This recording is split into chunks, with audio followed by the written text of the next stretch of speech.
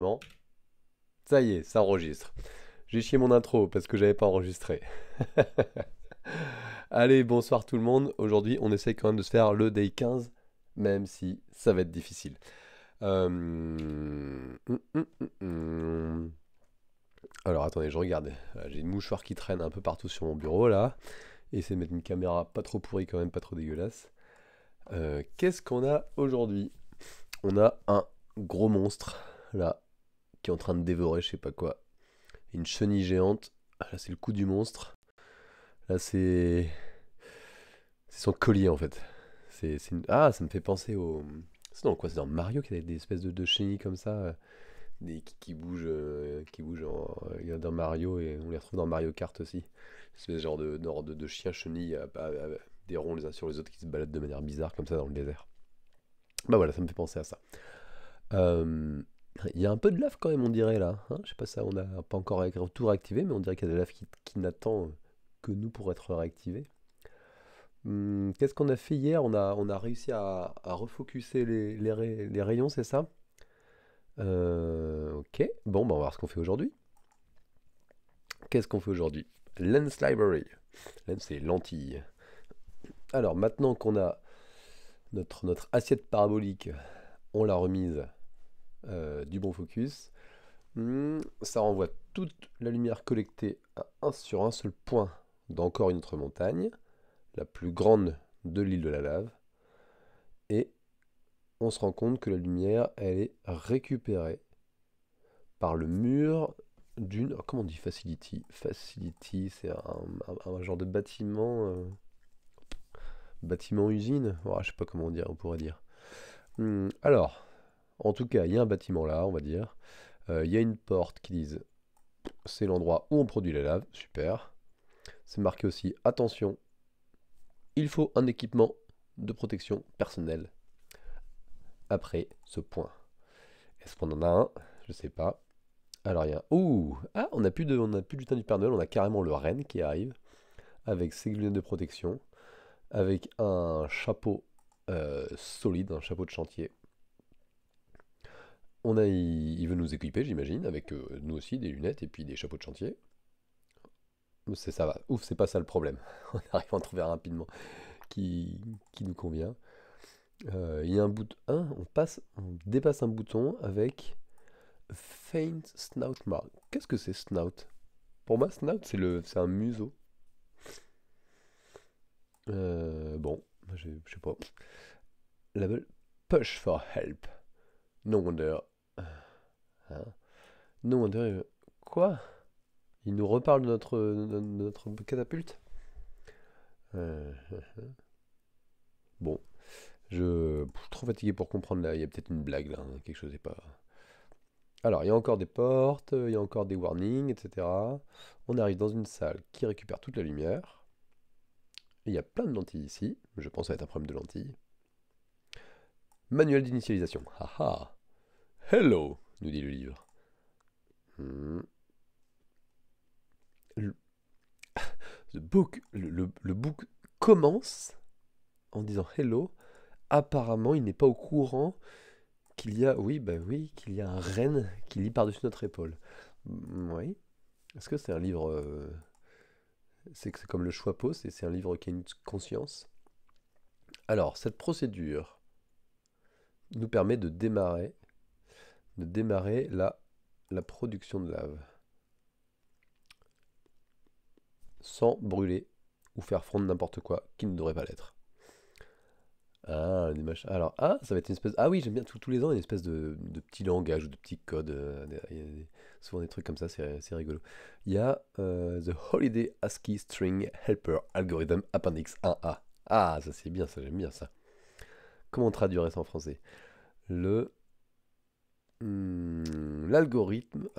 Le helper. Ah non, non, c'est l'algorithme de. Purée, j'arrive pas à traduire ça. Holiday ASCII String Helper. En fait, je vois très bien ce que ça veut dire et c'est marrant, j'arrive pas à trouver une manière française de le dire. Peut-être que je suis déjà trop fatigué. Je sais pas si ça vaut le coup que je fasse le problème, hein. Bon, en tout cas, il y a des histoires de chaînes de caractères et il y a un algorithme qui va nous aider à faire à gérer les chaînes de caractères en ASCII des vacances. Il y a un hash algorithm. C'est une manière de transformer une chaîne de caractères en un unique nombre entre 0 et 255. Oh, oui. Ok, donc ça c'est du hash classique, mais je suppose que hash ça veut dire un truc particulier, qui est une blague. C'est de Santa Holiday, je sais pas quoi. Ah, mais c'est ça. Quelle andouille. H-A-S Helper. Holiday ASCII String Helper. Ok, c'est le hash algorithm. Quelle bonne blague. Alors, on commence 0 pour chaque caractère. Oh, on dirait de la PP. On dirait de la... si ça se trouve, je prends juste un algo de la PP1 et ça marche. C'est du string, c'est du crypt move, ça. Je le sens. Alors, la valeur ASCII. Ok, ça, on est fort en ASCII. On a fait de la PP1 toute notre vie. On incrémente la valeur courante. Donc la courante, c'est là, current value, par le ASCII. On set la valeur. On multiplie. To itself multiplie par... Ok. Bon, on multiplie par 17, quoi. Et ensuite, on divise par 256 et on prend le reste de la division par... Ok, on prend modulo 256. Ok. For each. Ok, bon, c'est facile. Running. Ah, mais alors. Le résultat, c'est 52. Mais apparemment, c'est pas ça. Il y a encore du texte, donc ça paraît d'être juste ça. Alors, la séquence d'initialisation, c'est mon input, c'est là. C'est une liste séparée par des virgules d'étapes pour démarrer la LPC. Il n'y a pas de new line. Ça, c'est une arnaque. Quand on voit un truc comme ça dans une première partie, genre, ouais, non, mais ça, vous l'ignorez. Ça me rappelle, il y a 2 ans, ça. Un truc infernal, quoi. Des histoires de volume, de cubes en 3D. C'était une séquence de reboot, genre sur des ordinateurs en 3 dimensions. Alors, tu as 3 coordonnées pour dire, pour une unité, si elle doit être on ou off. Et au début, tu dis, ouais, on considère que c'est entre 0 et 50, hein, juste entre 0 et 50. Si jamais il y a des nombres qui sont plus grands que 50 ou des nombres négatifs, ou juste faut les ignorer. Puis dans la deuxième partie, c'est, ah bah en fait non, fallait pas les ignorer. Ah là, laisse tomber, c'est rien à voir le problème. Hmm. Alors pour l'instant, on ignore les new lines. Pour vérifier que notre hash algorithm fonctionne, le livre offre la somme des résultats de quand on lance le hash algorithm sur chaque étape de l'initialisation de séquence. Donc Rn égale 1, donc on fait l'algo dessus, machin, et on fait la somme de tout ça. Malheureusement, pourquoi il a volé? Qui est l'andouille? Le Ren, il a volé la page qui contient les résultats. Ouais, il court dans dans toute l'usine avec. Super. L'initialisation, c'est la ligne longue. Qu'est-ce que c'est que... Pourquoi c'est la ligne... Qu'est-ce que c'est que cette histoire? Mon... Quoi? Les new lines? Il n'y a aucune new line là-dessus. C'est la ligne longue. Ça veut dire qu'il y a... Ah, donc si ça c'est des new lines, faut les concaténer. On considère que c'est qu'une seule ligne peut-être. Mesdames et messieurs, on va voir. Je n'ai pas démarré mon chrono. Oh là là là, c'était sûr ça, c'était sûr, j'oublie tout ce soir, hein, moi je vous ai dit. Allez, la lecture, hop, ça y est. Voilà, on va dire 10 secondes de lecture. Allez, on s'autorise 10 secondes de lecture, ça y est. Voilà, on a lu 10 secondes. Et après 10 secondes, on est chaud pour commencer le problème. Il est où mon exemple de base? Vous le voyez pas, je l'ai copié-collé. In it day, this is the day, this is the day of my life. Ah, ce soir je suis fatigué alors je chante, hein, c'est comme ça. Ça va me donner du courage. Lens Library. Library. C'est dur, hein? Il y en a qui disent library. C'est dans le film Eternal Sunshine of the Spotless Mind. Le gars qui est joué par Jim Carrey, il a honte de sa copine qui dit library au lieu de library. Haha, je vous en balance, hein. Alors, attention, hein. Attention les spoilers, moi ça y va ce soir. Attention, hein. Ouh là là là là, j'allais faire une erreur. J'allais faire ouvrir le fichier Python là comme ça sans même réfléchir. Ah si, c'est vraiment ça que je veux faire. Mais c'est pas ça que je veux faire ce soir, parce que ce soir je suis fatigué. Donc quand je suis fatigué, je me fais des trucs qui me font plaisir. Et on va faire du Haskell, mais oui, mesdames et messieurs, on va pas se laisser aller comme ça. Hein, c'est pas parce qu'on est crevé qu'on peut pas s'amuser dans la vie.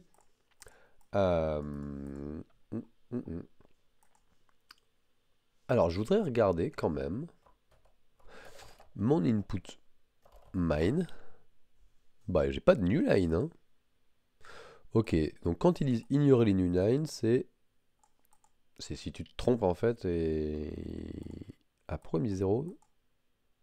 Quoi? Attends, WC moins L. Il va me dire qu'il n'y en a qu'un. 0 ligne. Moins... Ça fait quoi WC moins? Je croyais que ça comptait le nombre de lignes. Ça compte le nombre de lignes d'écriture peut-être? Man WC print. Ah, ça c'est intéressant. J'avais jamais fait gaffe, mais WC, ça compte le nombre de new line et pas le nombre de lignes dans un fichier. Donc c'est-à-dire que si la dernière ligne n'est pas terminée par un new line, elle n'est pas comptée. Alors, on n'a pas appris quelque chose ce soir, les loulous? Hein, on n'est pas content d'être venu sur le stream de Tonton Florent? Oui, c'est pas une information qui était extraordinaire, mais quand même, hein. Ça peut tomber à un examen d'un froissant 1, je dis ça, je dis rien, hein. Non, c'est pas vrai, ça peut pas tomber. Euh, Alors, en Haskell, qu'est-ce qu'on va faire? Eh ben, en fait, on n'a pas de contenu à parser. On a directement une ligne, line égale, non, prends get line. Hop, on a récupéré notre ligne. Ah si, il faut quand même qu'on parse. Il faut quand même qu'on sépare par des... Je me suis trompé. Il faut... c'est des séquences toutes différentes. Donc, l'input, c'est... qu'est-ce qu'on sépare? C'est des trucs qui sont séparés. Il y en a au moins un. Séparés par des commas. Hop là. Et ça, c'est des trucs. Ensuite, en fait, je vais me faire ça. Je vous explique même pas pourquoi. C'est comme ça, c'est la vie. Ça marche, parce que c'est moi qui ai écrit le code. Comma, il connaît pas comma. Pourtant, je l'ai défini ça dans... Ah, split comma. Split comma. Ah, comma sep. C'est comma sep qu'il faut que j'utilise. Bon, comma en tant que séparateur. C'est une fonction que j'ai définie. Enfin, c'est un parseur que j'ai défini comma sep. Et mes trucs, c'est juste n'importe quoi qui n'est pas une virgule en fait. Donc c'est munch moins n'importe quoi et satisfy. Ça doit satisfier que c'est... Alors différent c'est quoi déjà? C'est non égal à 1 comma. Hop, ça marche ça. Il dit que ça marche pas. Pourquoi il veut pas? Oups. Ah, j'ai voulu faire le malin, dire ah, on va faire du Haskell, du Haskell, du Haskell, mais en fait, je suis incapable de faire du Haskell dans cet état, si ça se trouve. Make small d. Alors là, ça marche pas. Non, non, ça veut toujours pas. Satisfy. Je crois que satisfy, c'est quelque chose qui prenait juste une fonction en argument. Non, c'est pas munch1. Oh là là. Satisfy. Bon. Ah là, je pensais bien me souvenir de ça. Google.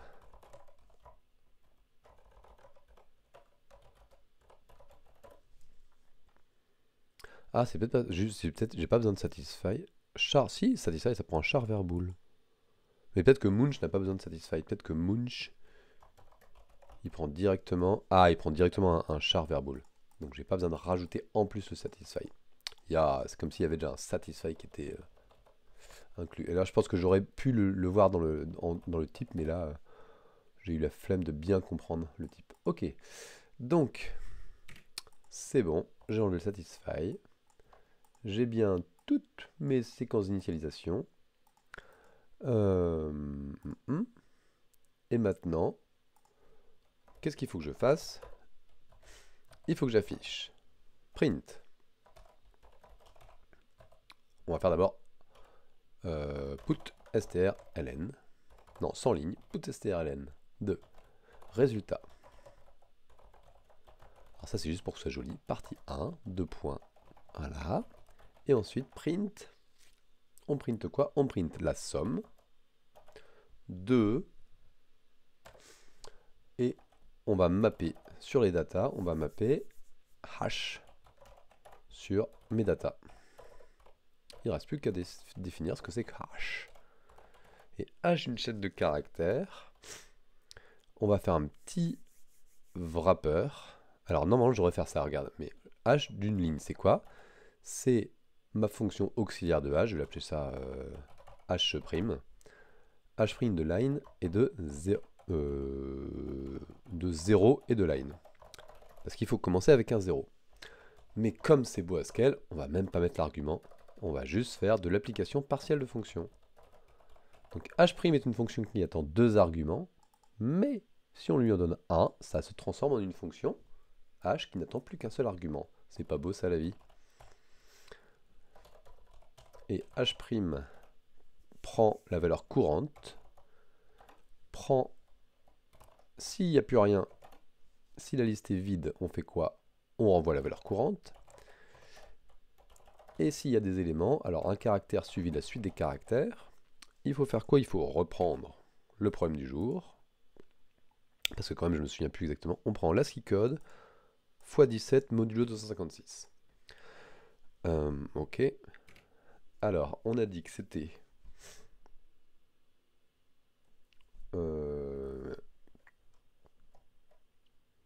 cure plus ASCII code fois 17 modulo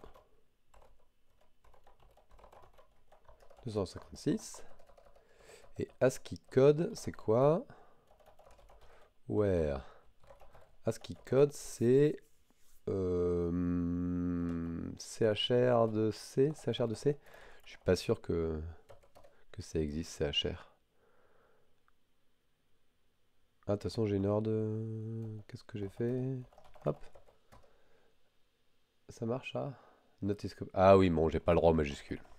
Je me doutais un peu qu'il allait pas trop vouloir que je mette une majuscule comme ça. Allez. Tant pis.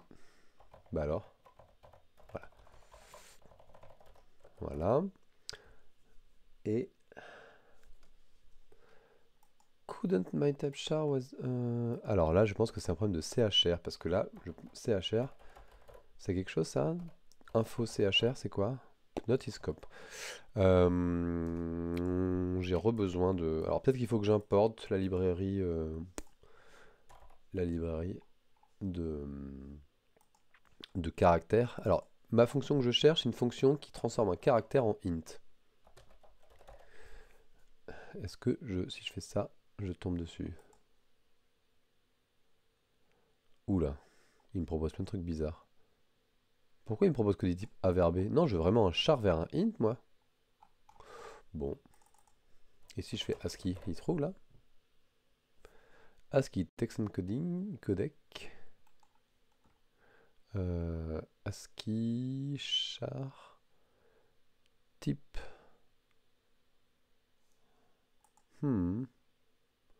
C'est pas ça que je veux faire.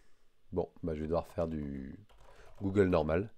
ASCII code of char. Allô, allô Google. C'est pas Google, c'est DuckDuckGo d'ailleurs. Apparemment, j'ai déjà été sur cette page.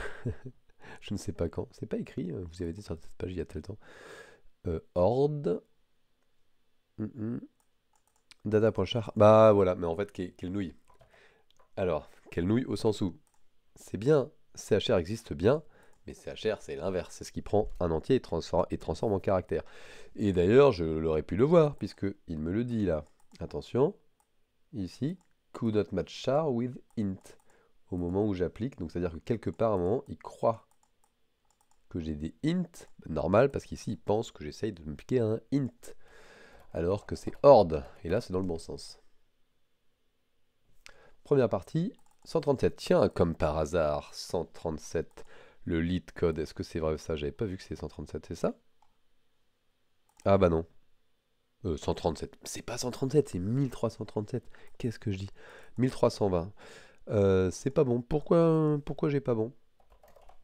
Alors, ce que je vais faire, c'est au lieu de faire directement la somme ici, je vais print la map pour voir chacune des valeurs. Pourquoi c'est lent comme ça? Il n'y a rien à faire. 146. Pour Rn égale 1, c'est pas vrai. Ça, c'est pas vrai. Ça, c'est pas vrai. Ils sont tous faux. Ils sont tous faux. Rn égale 1, c'est 30 normalement. Je me suis trompé. Alors, je me suis trompé dans ma formule, je pense. Euh,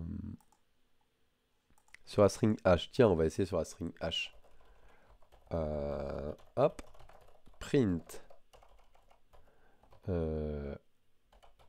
H plus...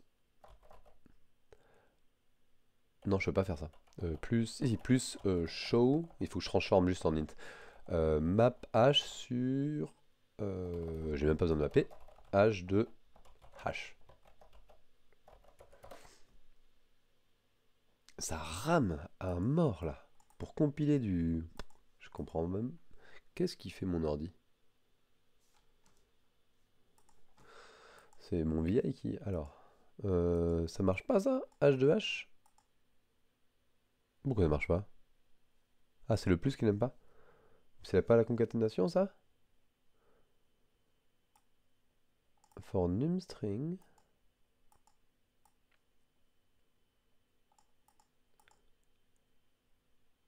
C'est plus plus? Ah, c'est plus plus la concaténation de chaîne de caractères. Alors, H, il m'a dit que c'était 200. Alors que c'est censé être 52. Alors, j'ai pas compris quelque chose. Là, 72 fois 17. Maintenant, c'est... il nous reste 200. 265 fois 17. Pourtant, c'est bien ce que j'ai fait là. Current plus ASCII. Ah, mais... je fais pas d'appel récursif. Ah, donc ça... Alors... H' de machin, c'est H' de newcure. Et sur la suite, et newcure, c'est ça. Et là, on arrive à rien du tout, parce que newcure n'existe pas. Et là, on arrive à 1320. Voilà, le bon résultat. Oh là là. Oh, pas en forme.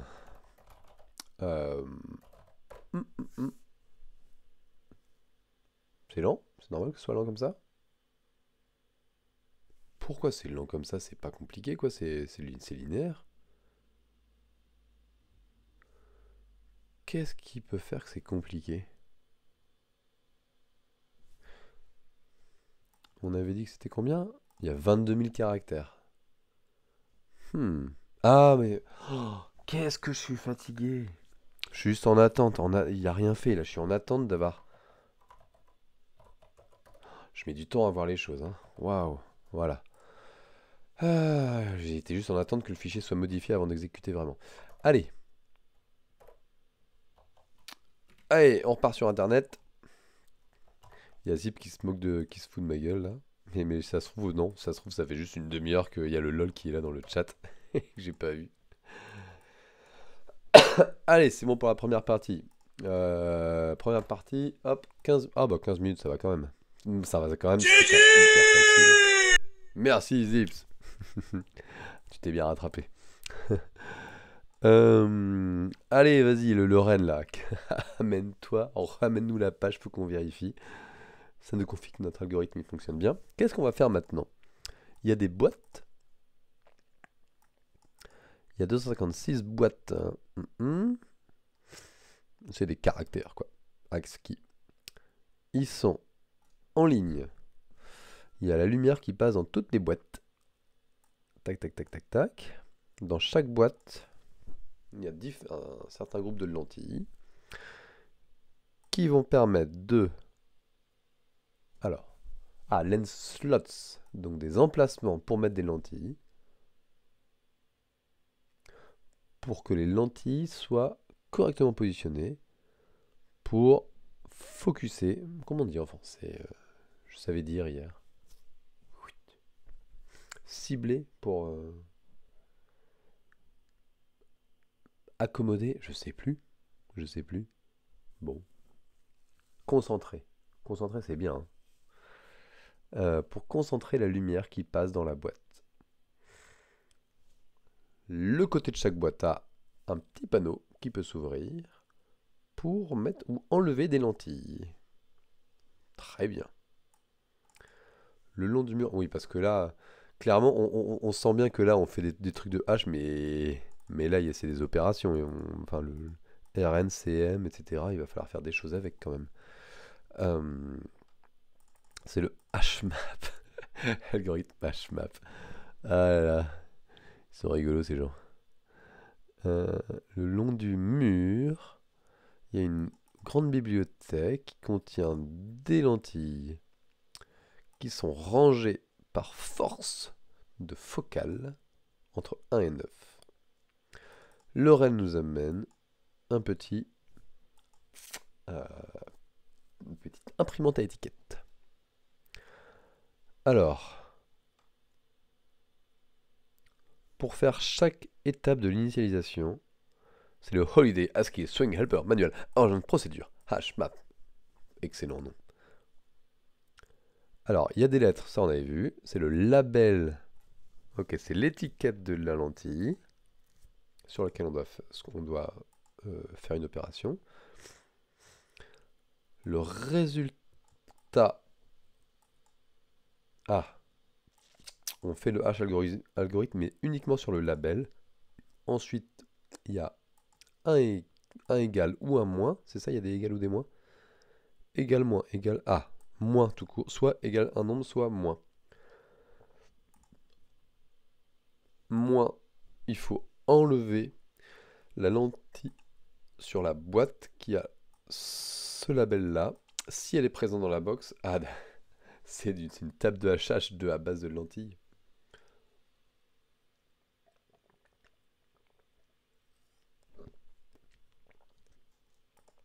Puis il faut déplacer les lentilles restantes aussi loin en avant dans la boîte. Quand il y a un moins, donc ça veut dire que dans la boîte il y a des espèces de lentilles. Ok, c'est vraiment de la PP, hein. Enfin on a des... Donc on va avoir des lentilles qui sont mais des séquences de lentilles. On les enlève, on les met le plus en avant possible, sans changer leur ordre. Ok. Quand il y a un égal, il y a focal length. Donc il faut prendre une lentille avec la bonne length, avec la bonne focale, et on la met dans la boîte. En fait, c'est juste un exercice de mémoire. Et c'est le pire pour moi ce soir, je pense. Et avec le petit label, ok, on met en plus une étiquette sur la lentille pour se souvenir, pour la retrouver plus tard. Parce que des fois, on doit la renlever. Alors, s'il y a déjà une lentille, on remplace avec le même label, mais peut-être une focale différence. On remplace l'ancienne par la nouvelle, à la même place, d'accord. S'il n'est pas dans la boîte, on la met derrière les lentilles. Je sais pas si je suis symétrique ou pas là. Sur miroir ou pas, je sais pas. Pour vous, la gauche, c'est là? Ouais, je crois que c'est ça. Donc on met... on met derrière et vers là. Donc on met derrière, tac, tac, tac. Ouais, ça dépend de ce qu'on appelle forward ou backward en fait. C'est une histoire de convention. Je sais pas pourquoi, moi dans ma tête, forward, je voyais à droite, alors que bon, on pourrait très bien avoir à gauche, hein. Euh, Bon, on va pas s'embêter. Je pense qu'on va pas s'embêter avec des. J'allais dire, on va pas s'embêter avec des avec des listes chaînées. J'étais encore. Je pensais qu'on était en Python. Non, on n'est pas en Python là. Euh, Don't move any of the other lenses when you do this. Immediately behind. Ok.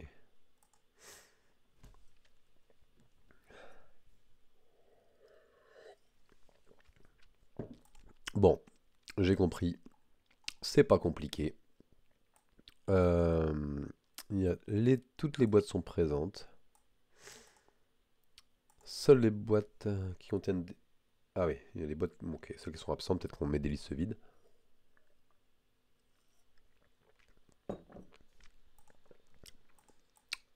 Alors, pour confirmer... Alors, c'est quoi le résultat final?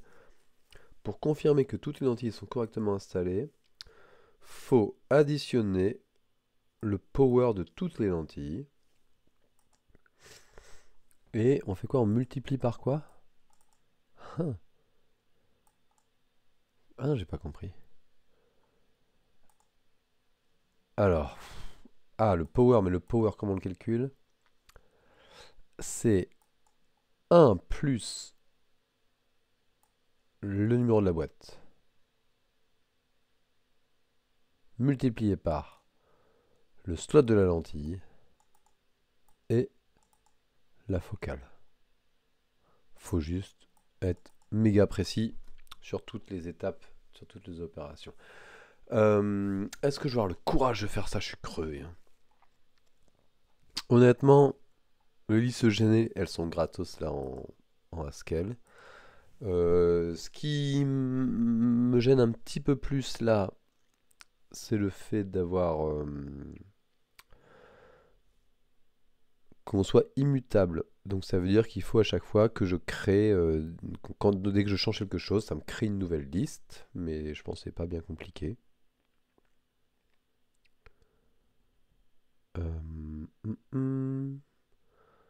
Ce qui est pénible un peu en Haskell, et ça que c'est mes 256 boîtes. Du coup, je vais faire quoi?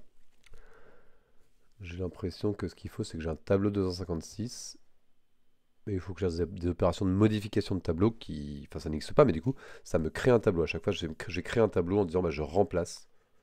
Voilà, c'est l'ancien tableau, sauf que la box 28, c'est plus la même. Maintenant, c'est autre chose. Je pense qu'il faut faire ça. Donc, initialiser avec des boîtes vides.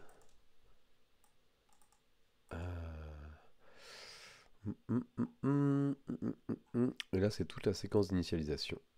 Et d'appliquer tout ça ensuite. Bon, je vais faire le squelette. Je vais essayer de faire à la manière dont qu'il faudrait faire en Haskell. C'est-à-dire, je pars vraiment de manière générale, hein, de toute façon, il faut faire comme ça. Print some machin. Maintenant, je vais appliquer le résultat de ma séquence. Alors, la partie 2, c'est quoi? C'est print res2. C'est bien ça. Alors, res2, c'est quoi? C'est...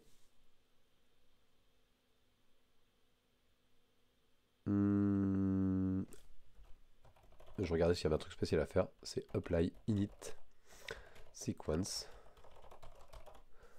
de data. Alors, on va tout faire dans apply init sequence. Data, c'est quoi? C'est une liste d'instructions. Alors, c'est la init list.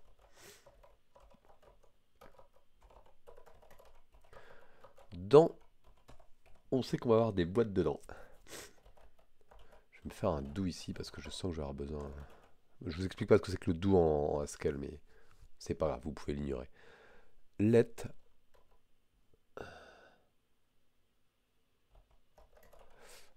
je sens qu'il va falloir pas faire comme ça. Apply init list, c'est égal à Si, on va faire comme ça. Excusez-moi, hein. J'explique pas ce que je fais, mais je suis en train de réfléchir comment je vais gérer mes boîtes qui changent dans mon arrêt. Let boxes égale. Alors là, je sais plus ce que c'est, mais on va faire array quelque chose. Et, et je vais voir comment je définis. Let boxes égale machin. Et on va faire aux de boxes sur init list. Et en fait, on va avoir une fonction auxiliaire ici. Boxes liste vide est égal à. Alors là, il faut renvoyer. Il faut faire calcul final sur boxes. On verra plus tard ce que ça fait. Et sinon, en fait, c'est un fold que je suis en train de faire. Mais bon, je vais le détailler. Je vais le détailler, c'est pas grave. Alors, initialisation de la liste. Donc, on a une séquence. On a une séquence suivie du reste des séquences. Sex. C'est égal à. Et ben, aux sur boxes prime qu'on aura modifié avec la liste, le reste des séquences. Et boxes prime, c'est égal à apply sequence sur boxes. En fait, c'est exactement une fonction fold que je fais là. J'ai redéfini la fonction fold. C'est pas grave, je laisse comme ça. Là, il faut quand même que je regarde mon tableau, comment je vais faire. Alors, qu'est-ce que je vais faire comme type d'arrêt? Je sais pas encore si je vais faire un... J'ai besoin d'un list array. Si c'est ça le plus simple ou pas. Faut que je vais re-regarder la doc des arrays pour savoir ce que je veux faire. Est-ce que je peux faire juste un array comme ça? C'est une liste d'association, j'ai pas besoin d'une liste d'association. Je vais juste faire un list array en lui passant en argument tous les éléments, ce sont des listes vides qui sont mes lentilles. Donc mon array, on a dit qu'il était entre 0 et... Il y a 256 boîtes. Ah, mais elles sont de 1 à 256 ou elles sont de 0 à 255, mes boîtes? Elles sont de 0 à 255. Donc, boxes, c'est un list array de 0 à 255 et qui contient tous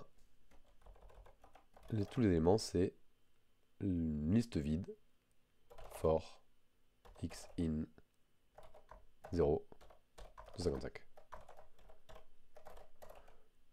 Je sais pas si je peux faire comme ça.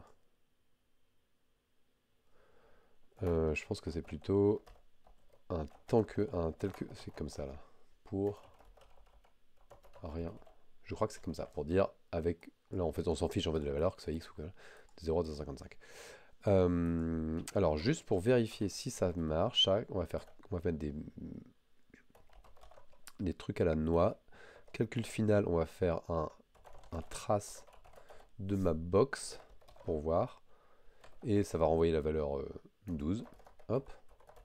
Ça, c'est le calcul final. Et apply sequence, ça va juste rien faire. C'est identité. Est-ce que ça me fait quelque chose, ça? Parse error en input. C'est un let ici. Je définis res2 comme étant égal à ça. Alors, à une 60.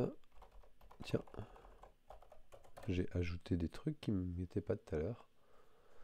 Et là, j'ai problème de type. Ah, des dieux chauds. Ah, parce que c'est pas ce que c'est.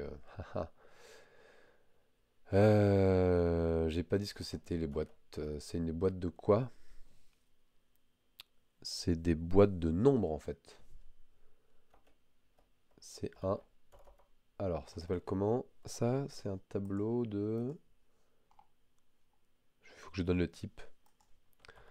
C'est un array int. Int. Ça compte. Non, liste de int.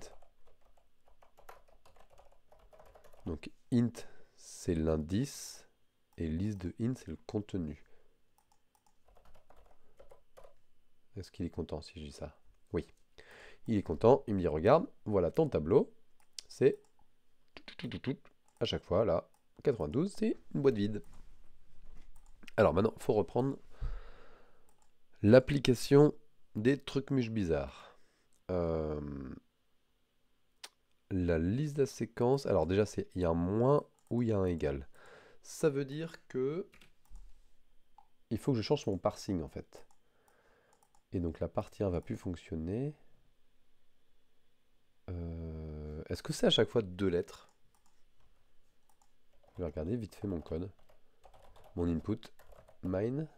Non, ça peut être des fois plus de lettres que ça. Mais ce sont que des lettres. C'est que des caractères alphabétiques, on dirait. Il n'y a pas de truc bizarre. Comment je fais pour savoir ça?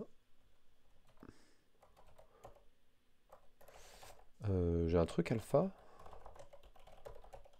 Alphanum. Is alphanum.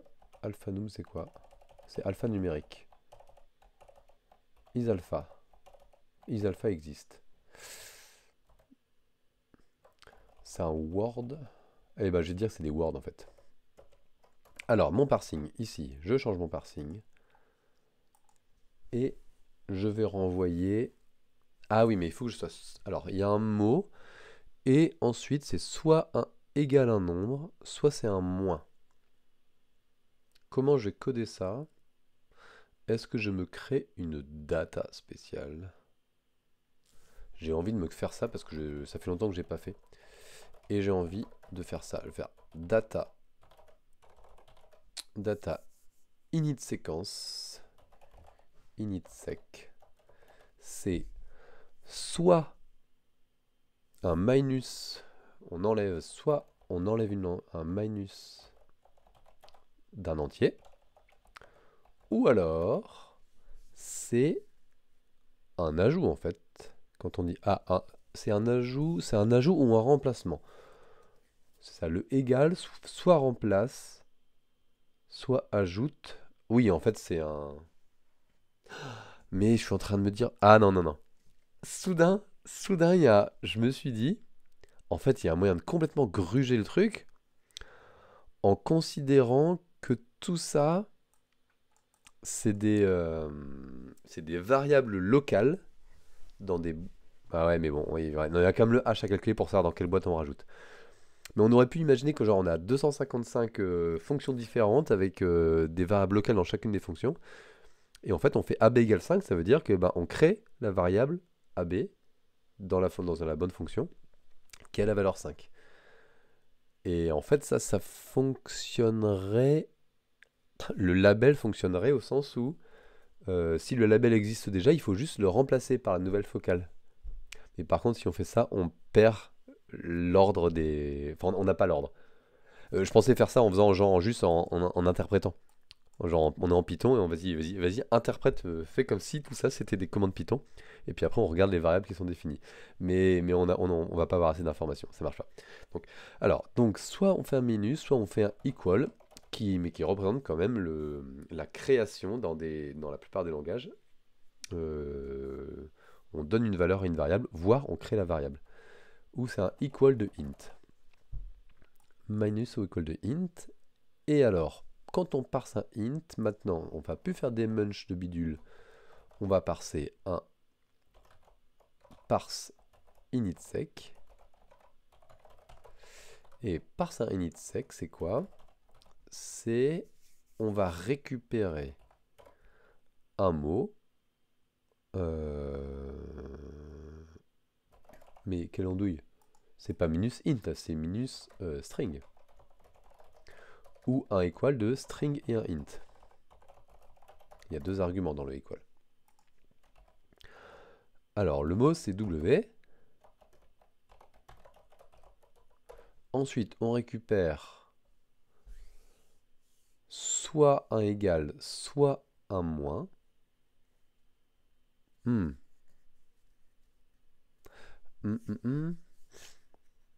Comment on fait ça? Ça devient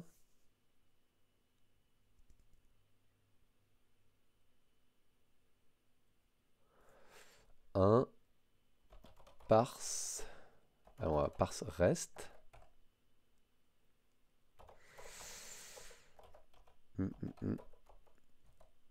Et en fonction de C, on va faire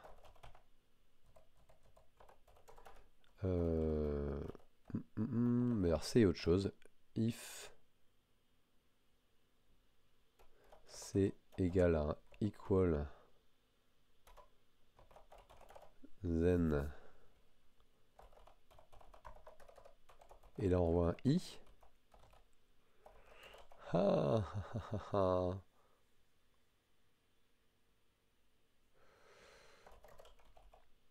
On va faire un truc malin. On va faire un maybe ici. Maybe. Si maybe égale nothing, ça veut dire qu'on était sur un moins. Then on est sur un minus de word, de W. Sinon, en fait, il ne faut pas faire un if maybe, il faut faire un case, case maybe of. Alors, si c'est un nothing, là alors on est un minus W. Et si c'est just un nombre, I, et ben on est sur un equal de W et de I. C'est ça qu'il faut faire. Et donc le parse de rest, c'est quelque chose qui va me renvoyer soit nothing si on a vu un moins, soit just un nombre si on a vu un égal. Je sais pas si c'est la manière la plus propre de faire. C'est ce qui me vient en tête là parce que ça fait longtemps que j'ai pas fait d'Haskell. Donc le parse le reste c'est quoi? Mais en fait je sais pas. Il y a une histoire de choice. Il faut que je fasse soit un char machin, soit un char machin suivi de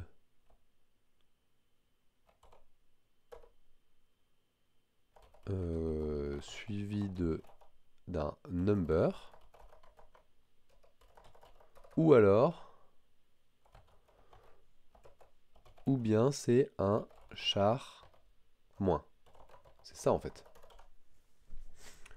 Sauf que le problème c'est qu'ici ça me renvoie un nombre et là ça me renvoie rien du tout. Et donc là je pense qu'il me dit, mon problème là il me dit attention ça matche pas parce que derrière char avec int.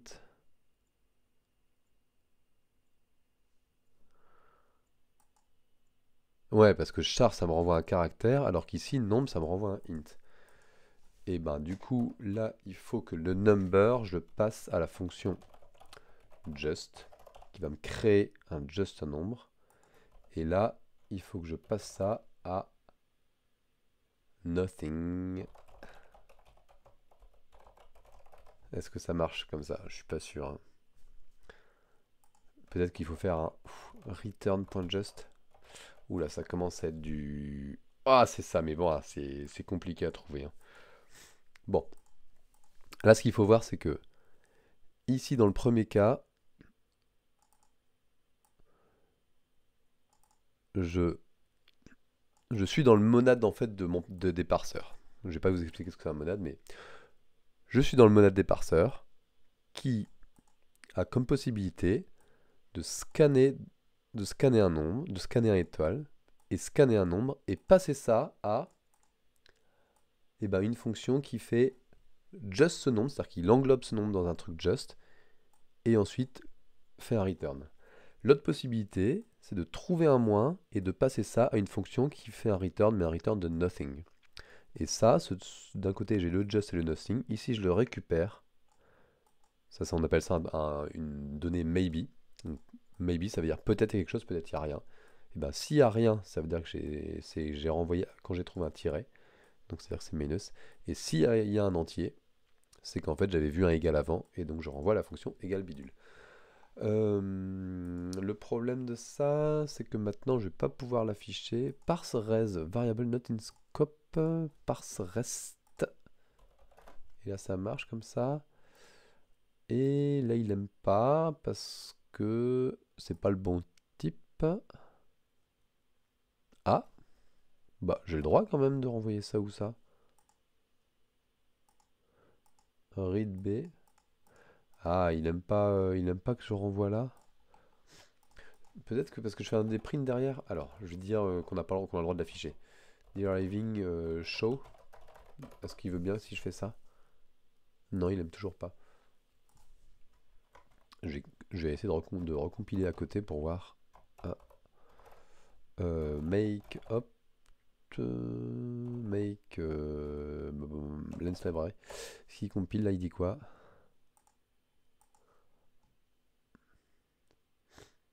Minus. Ah, mais c'est parce qu'il faut que je. Ok, je sais. Ici, il faut que je return ça.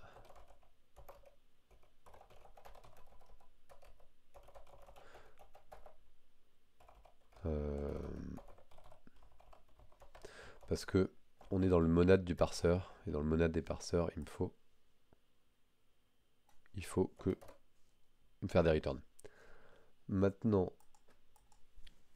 Alors effectivement, maintenant, avant je m'attendais à ce que ce soit des ici, quand je fais le map des sums ici, ça marche plus, puisque avant j'avais des strings, et maintenant j'ai ces histoires de trucs bizarres. Donc je peux plus faire la partie 1 maintenant. Hop, tant pis. C'est comme ça, c'est la vie. Ok, j'aimerais quand même bien me montrer. Est-ce que je peux quand même faire un print? Ah, data, est-ce qu'elle est là ma data? Tic. Ah ouais, ça a l'air de marcher. Et donc j'ai equal de Rn 1. Ensuite j'ai cm-. Ensuite j'ai qp égale 3. Est-ce que c'est bien ça? Rn égale 1. cm-, qp égale 3. Ok, c'est bon, j'ai bien toutes mes données qui ont été converties. Bah, je suis content parce que ça fait longtemps que j'avais pas fait moi-même mes propres structures de données en Haskell et j'étais pas sûr que je m'en sorte. Ok, donc là on a bien différencié les fonctions, on n'a plus besoin de faire des est-ce que c'est le caractère égal, etc. On a une base de données qui est bien propre. Ça m'a pris pas mal de temps quand même, hein. On est déjà 27 minutes pour la partie 2. Et maintenant il y a le vrai boulot qui arrive. Alors, apply sequence. Alors, apply sequence, c'est quoi? Il y a les boxes et il y a la séquence. Alors, la séquence, il y a deux types de séquences. Il y a soit des minus, quelle que soit la séquence d'ailleurs, bon, c'est pas. J'allais dire, il faut calculer HGWord, mais HGWord, c'est pas compliqué. Minus W. Alors, on va voir ce qu'il faut faire. Donc, minus W, il faut renvoyer boxes prime. Et boxes prime, c'est quoi? Boxes prime, c'est égal à boxes où on a transformé, alors je sais plus comment on fait, genre slash je crois, où on va avoir remplacé un indice particulier, l'indice correspondant au H du Word, HW. Mais là, il faut que je prenne la doc de Haskell pour comment on fait pour remplacer une valeur dans un tableau. Ah, est-ce que accumulation aurait, ça irait? Ah, mais ça c'est bien ça. C'est exactement ce qu'il me faut en fait. La fonction d'accumulation, je crois, ça combine les valeurs d'association sur le même indice. Donc c'est-à-dire que sur un indice particulier, on va...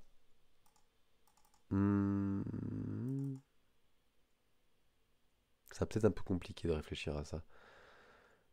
Accumulation heureuse. Je pense que c'est ce qu'il me faut, mais je sais pas si je vais réussir à le réutiliser. Pour produire un histogramme par exemple, parce que oui, du coup, à chaque fois qu'on tombe sur 10, 1, 10, 1, 10, 1, et ben ça va me produire à l'indice 10, ça va me produire la valeur 3 en faisant un plus. Sauf que moi, c'est pas ça. Moi, c'est presque ça, mais c'est-à-dire que c'est en fait exactement ça que je veux. C'est-à-dire que ma liste ici, ma liste d'associations, c'est ma liste de toutes mes séquences d'initialisation, où chacun, à chaque fois la première partie, le mot représente l'indice du tableau où on doit rajouter quelque chose. On doit faire l'accumulation de la lentille. Ah, c'est plus joli de faire comme ça, hein. Ça me donne envie.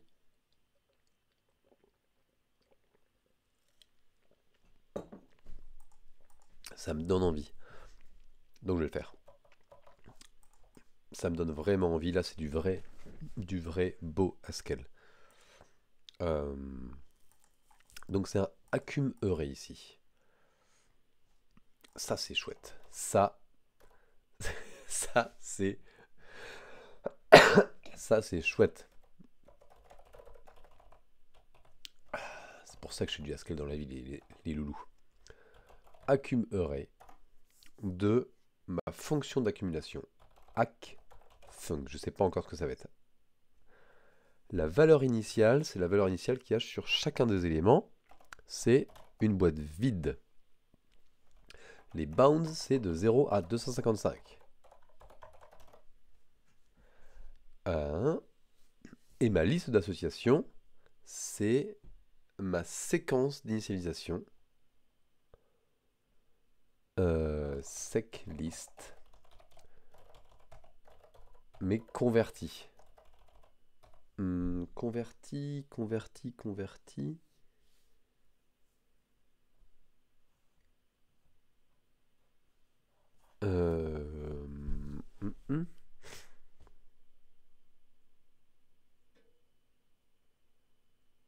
Oui, c'est ça. C'est ça. Alors, où lac fonction, je sais pas ce que ça va être encore en fait. La séquence list, c'est simplement que je vais mapper init list.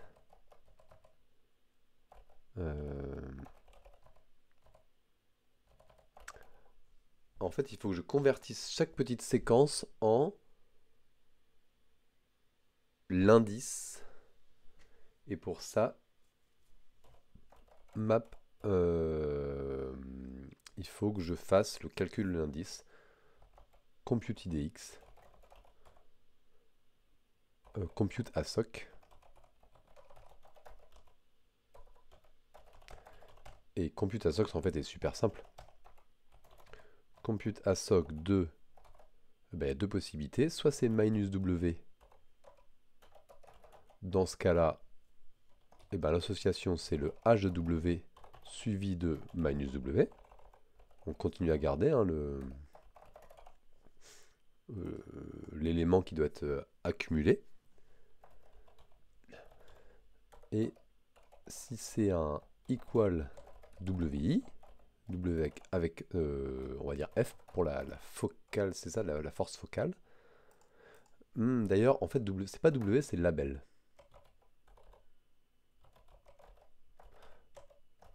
J'ai dit que c'était un mot à chaque fois, mais il faut que je commence à utiliser peut-être les bons termes.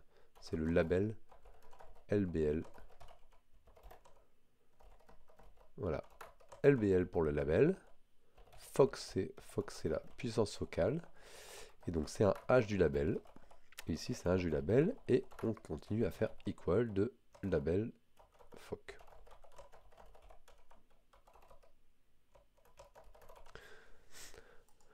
Donc ça c'est ma liste d'associations. À chaque fois j'ai l'indice sur lequel on doit accumuler l'élément suivant.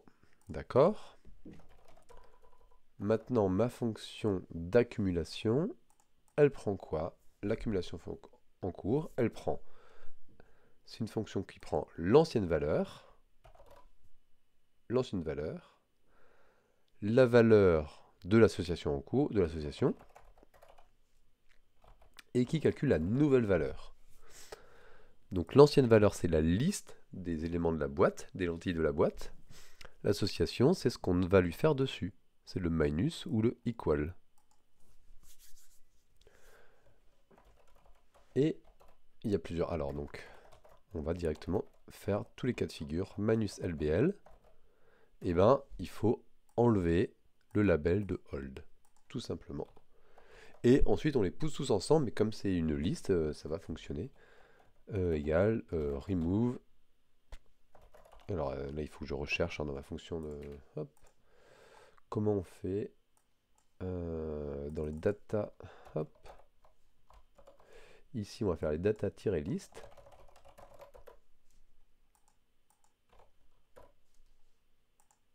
Ah, ça n'existe pas, ça? Pourquoi ça n'existe pas?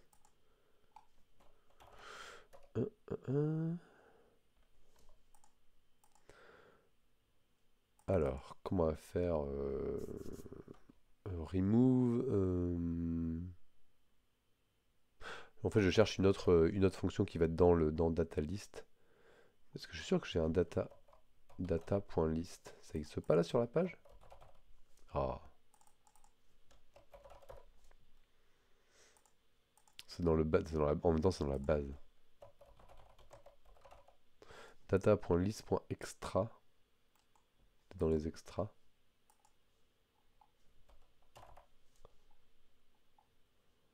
Module data list. Ça doit exister quand même un remove. Je peux faire un remove.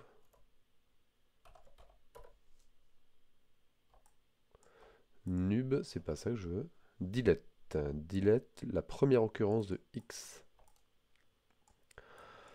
Sauf que il faut supprimer l'élément qui a le label. Et l'élément qui a le label a en plus un focus. Donc en vrai, ce sont des listes de couples label valeur. Et donc il faut que je fasse un delete sur quelle que soit la valeur. Est-ce que j'ai un delete by ou un truc comme ça? J'ai un delete first by.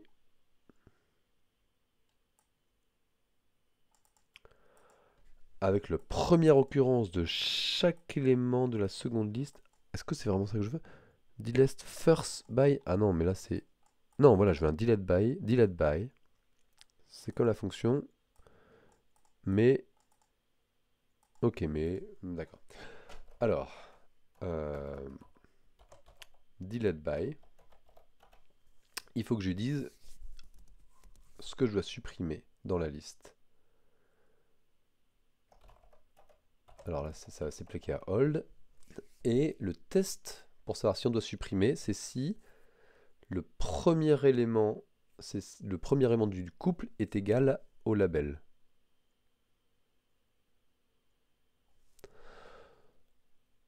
Est-ce que c'est des couples? Ouais, c'est des couples hein, que je veux stocker. Oui, oui. Et ça, il faut faire... On va tester si il y a égal lbl.fst. Et je sais pas s'il y a un problème de parenthésage ou pas. Mais là, en gros, je suis en train de dire... La fonction qui est là, elle fait quoi? Le point, c'est la composition de fonction. C'est-à-dire que si j'ai f.g, c'est la fonction qui, j'applique d'abord g, puis ensuite j'applique f au résultat de renvoyé par g. Donc ça, fsc, ça me prend le premier élément d'un couple, et ensuite, ça le lance à ça qui est la comparaison à label. Donc là, ça va me supprimer. Ça va me supprimer l'élément qui s'appelle label. Ok. Et si la fonction est vide, bah ça reste vide. Ça, c'est l'accumulation. Ensuite, l'égalité. Là, c'est un peu plus compliqué parce qu'il y a deux cas de figure. Equal LBL et avec foc. Et ben là, il y a deux cas. Donc, on va pas faire égal directement. On va dire, premier cas, si il y a un label dedans, label élément, si c'est un élément de hold. Sauf que c'est pas label qui doit être élément, c'est s'il y a déjà un label présent, mais donc c'est un couple label et autre chose. Pardon, je ne suis pas revenu. Ah là là, j'ai tout expliqué. Qu'est-ce qui est dans le chat et qu'est-ce qui n'est pas vu? Qu'est-ce qui m'a pas dit que je me plantais? Vous m'avez pas dit. Bon bah voilà, j'ai tout fait, j'ai tout expliqué. Allez, je réexplique vite fait. Pour le replay. Et puis pour ceux qui ont envie de réécouter, s'il y a des gens qui en fait sont vraiment là. Ici, l'association, ça c'est l'ancienne liste dans une boîte. Quand c'est minus, je dois faire un delete by avec une fonction particulière. Cette fonction particulière, elle fait quoi? Elle prend donc l'élément en cours, hein, elle regarde chaque élément de la liste, elle lui applique la fonction. Chaque élément, c'est un couple. Donc FST, elle va prendre le premier élément, puis elle applique cette fonction-là qui est la fonction de vérification si c'est égal à LBL. C'est comme si on avait, ça c'est la fonction qui a E associe, LBL égale à first de E. Alors, maintenant, il faut que je regarde, est-ce qu'il y a une fonction qui s'appelle, il y a une fonction lm normalement. Et où la fonction lm? Et lem. Ah, lm, espace de point de point. Ça, est-ce que l'élément est 1? lm, not lm. Ok. Par contre, je veux pas juste un élément, moi je veux un élément avec en genre lm by. Ça n'existe pas lm by? Ah.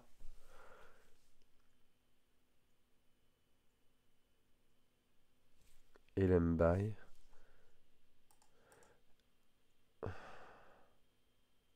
Comment ça... Alors un find alors. C'est un find. Je vais faire un find pour dire si ça retourne le premier élément qui match. Le problème de ça, c'est que ça va me retourner le premier élément, mais en vrai, si ça y est, ça fait quoi? Je dois le transformer pas. Ouais, j'ai vu que tu suivais pas. Mais bon, je veux pas trop t'en vouloir. Je crois que tu es le seul viewer. T'inquiète, hein, c'est pas grave.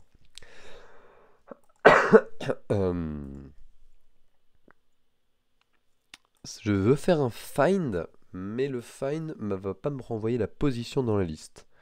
Donc je pense que j'ai aussi vite fait de dire... Je parcours toute ma liste et quand je tombe sur l'élément, très bien, je vais dépiler et en dépilant, je vais remettre toutes les lentilles qu'il y avait avant. Et si j'arrive au bout de la liste et que j'ai pas trouvé, dans ce cas, je rajoute l'élément, mais je serai peut-être pas au bon endroit. Parce que, je sais pas parce que, est-ce que je peux considérer que la liste elle est dans l'autre sens? Ça m'arrangerait en fait, du coup, j'insérerai l'élément en bout de liste. Est-ce que ça me va ou pas? Tant qu'à faire, j'y suis. Je suis arrivé au bout de liste et j'ai rien trouvé. Je peux le mettre là. Est-ce que ça me dérange par rapport à l'explication? Qu'est-ce qu'il faut faire? Alors, si c'est un égal, reprenons. Reprenons depuis le début. Si c'est un égal, deux possibilités. Il y a déjà une lentille, on la remplace en la laissant au même endroit. Tout va bien. Si c'est pas présent, on la met après toutes les lentilles déjà présentes. Donc on pourrait très bien le mettre devant. On pourrait très bien le mettre devant, hein, c'est une histoire de convention. Et considérer que la liste Chenet, elle est à l'envers. Mais j'ai l'impression que c'est aussi simple de le mettre à la fin, vu la fonction que j'ai. Alors, si c'est un égal, plusieurs cas de figure. On va le faire autrement. Liste... Ah, zut. Premier cas de figure, liste vide. Dans ce cas, on va renvoyer juste une liste avec un seul élément qui est le mot avec le label et sa puissance de focalisation. Si la liste A n'est pas vide, donc la liste, il y a une lentille avec une force, puis le reste de la liste. Le reste des lentilles de la boîte. Dans ce cas, deux cas de figure. On va faire sachant que si L est égal à L, si les deux labels sont les mêmes, LBL, dans ce cas, c'est comme ça qu'on fait ou pas? Donc c'est un égal. Donc dans ce cas, je dois transformer. Ce que je renvoie, c'est je garde le même label, mais je mets la nouvelle valeur de focus. Et je garde le reste des lentilles dans le même ordre. Sinon, otherwise. C'est pas le même label, et ben je vais essayer de m'ajouter plus tard dans la fonction. Donc j'utilise la fonction d'accumulation. Et donc je vais faire, et ben je garde L et F. Et donc là, je remets ça en tête de liste, je le garde. Et par contre, je rappelle ma fonction d'accumulation sur la suite. N6 2. Ça, je vais mettre un truc. Là, je peux faire normalement, je peux faire un init at. Comme ça là. Init at. Hop, pour dire que c'est la même chose. Je crois que ça marche. J'ai l'impression, quand je regarde juste comme ça, je vais commenter tout ça au cas où, mais je pense que j'en ai pas besoin, que ça marche. Il aime pas mon otherwise là? Pourquoi il n'aime pas mon otherwise? Otherwise. Hein.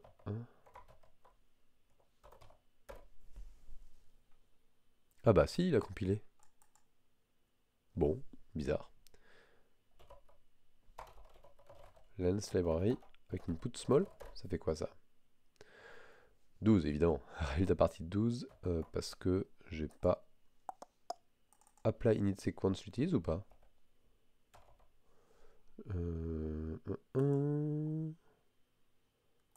Reste 2, reste 2. Et là, j'ai un 12 ici. Ah, parce que c'est mon calcul final. Mais j'ai un trace show quand même. Et mes boîtes sont vides. Elles sont toutes vides là? Est-ce que j'ai vraiment appliqué quelque chose?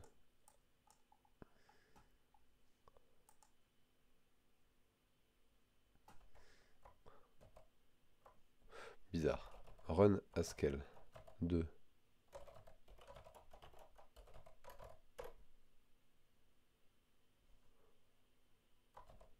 Ah, je suis trop fatigué là. J'arrive même pas à voir si ma fonction est utilisée ou pas. Résultat de ces apply init sequence, donc j'ai l'impression, c'est un accumule array.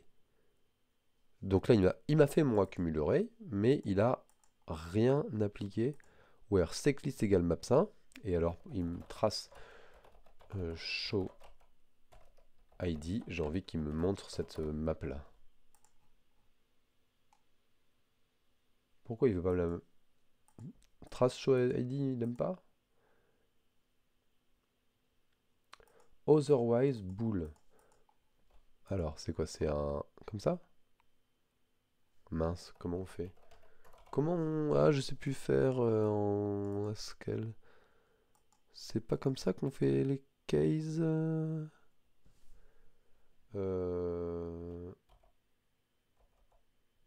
Comme ça? Ah, je sais plus faire. Haskell pattern matching otherwise. Ah, mais c'est dans le case qu'on met le otherwise. Euh, euh, euh, Quand c'est une fonction, c'est pas comme ça. Otherwise. Est-ce qu'il y a des gens qui vont le dire? Non, mais c'est pas ça que je veux comme type de réponse. Euh, Comment on fait déjà? Syntax in function, ça a l'air bien ça. Est-ce qu'on va l'avoir le cas? Car machin, car bidule.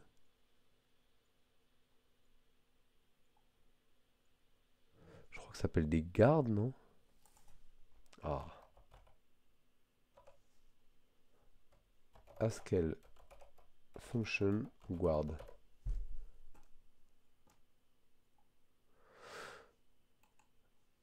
Multiple conditions. Est-ce qu'on peut faire ça?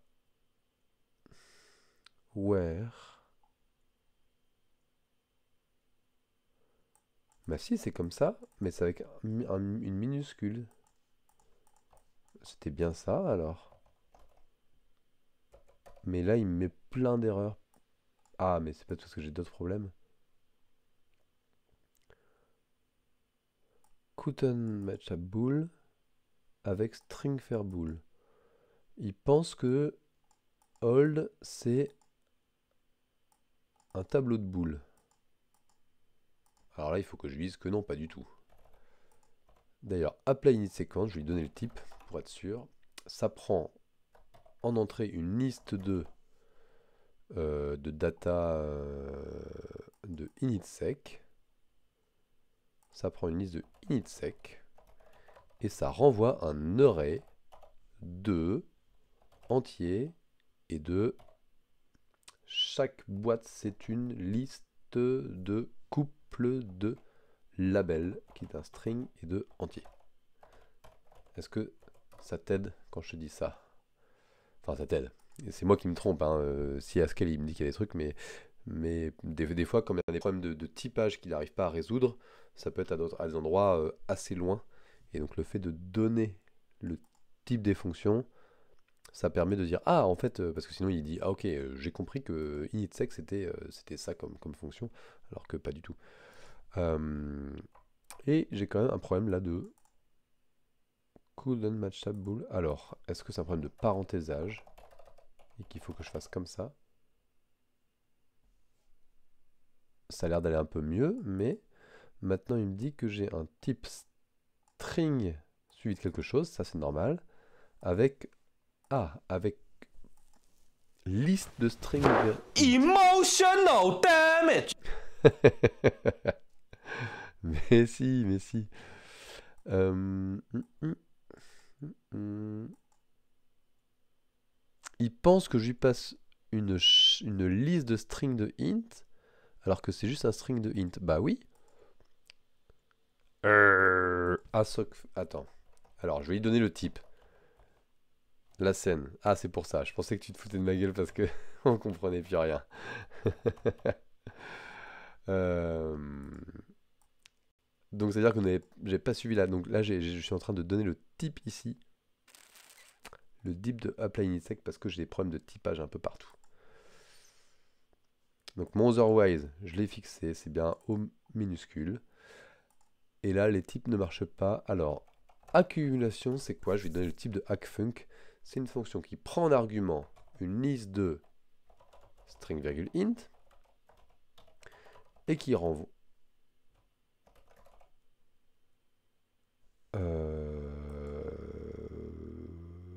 Hold.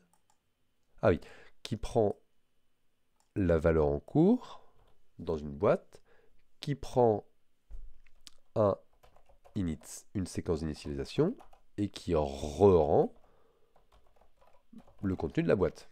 Donc c'est un string, virgule, une liste de couple string int. Alors, qu'est-ce qu'il n'aime pas comme type? Pourquoi est-ce qu'il n'aime pas ça?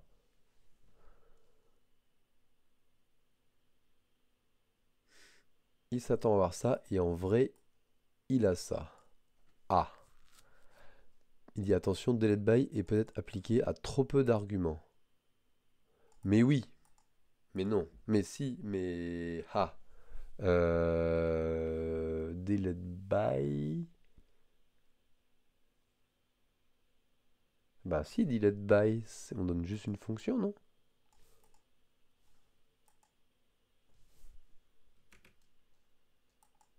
Il est où mon delete by? Je suis reparti sur internet, ce qui est, je vais encore sûrement réoublier après de changer ma scène. Delete by.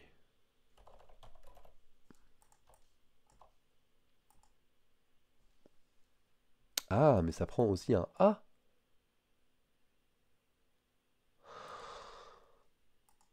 Mais c'est pas c'est pas ça que je voulais faire. C'était delete, genre delete first ou un truc comme ça. Je donne juste la fonction qui dit s'il doit supprimer ou pas. Je voulais une fonction qui renvoie un A. Ah, mais je pensais que c'était un. Ok. Je dois en plus donner. Eh oh, on se calme l'internet. Qu'est-ce qui se passe? C'est mon ordinateur qui est trop lent et du coup, il me fait n'importe quoi là. Il faut que j'arrête de faire du OBS et en même temps que de Haskell, c'est trop compliqué apparemment Haskell pour faire du OBS. Donc, delete by prend en plus un A Et c'est la manière de comparer les A. Donc c'est pas ce que je veux en fait, delete by.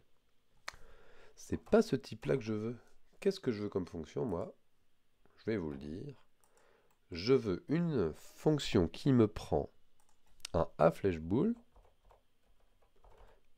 quelque chose, un prédicat sur mes éléments, et quand ça me renvoie true, ça supprime l'élément. Et ensuite une liste de A, et ça me renvoie une liste de A.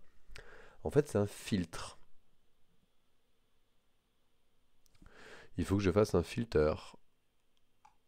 Je voulais pas faire filter parce que pour moi, filtre, c'est pour filtrer plein d'éléments. Et en fait, on va garder que les éléments. On va garder que les éléments qui n'ont pas la... qui ne s'appliquent pas. Enfin, on ne garde que les éléments où le prédicat renvoie vrai. Bon, mais en vrai, c'est ça que je vais faire, je crois. Donc là, c'est pas un delete by, c'est un filter. Et on va filtrer, non pas quand le premier terme est égal à label, mais quand il est différent de label. Donc on filtre en gardant que les éléments dont le premier terme est différent de label. Et là, ça me résout mes problèmes de type. N'est-ce pas?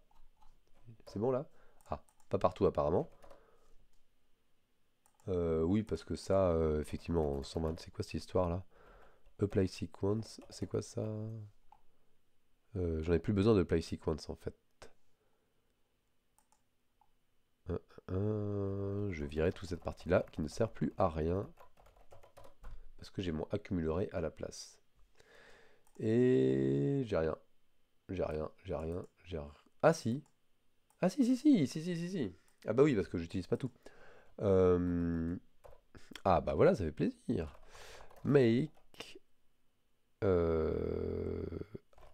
hop small. Alors, à la fin, j'ai quoi? Alors là, on va essayer de vérifier si on est correct par rapport à ce que donne Internet. Le contenu final. Alors, il me dit que dans la boîte, il n'y a que deux boîtes dans le cahier des choses, il y a la boîte 0 et la boîte 3. Est-ce que c'est vrai? La boîte 0, il y a des choses. La boîte 1, il n'y a rien. 2, il n'y a rien. Et 3, il y a des choses. Très bien. Maintenant, Internet me dit...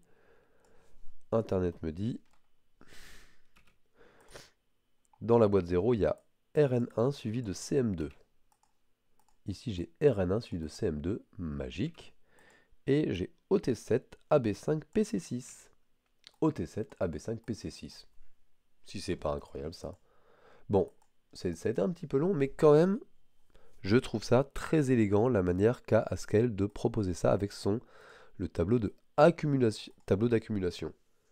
Hein, le principe, c'est vraiment on a un tableau dans lequel il y a une valeur initiale et une liste de à chaque fois un indice et la valeur qu'on doit accumuler.